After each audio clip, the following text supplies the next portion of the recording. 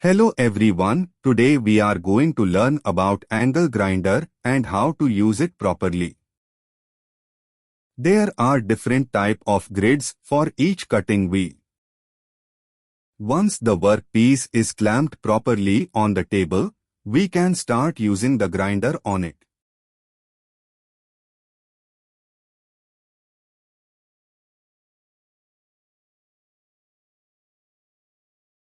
Remember to wear proper safety equipment like gloves, leather apron, and glasses to protect yourselves from the scrap material produced during the grinding process.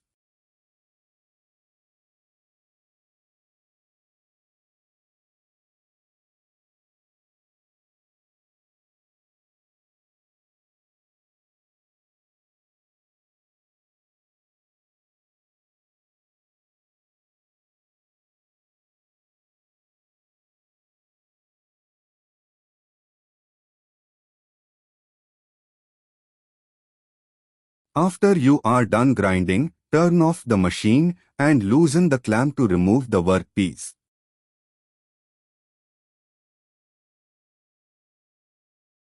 Now examine the workpiece and check if the surface finish is good or not.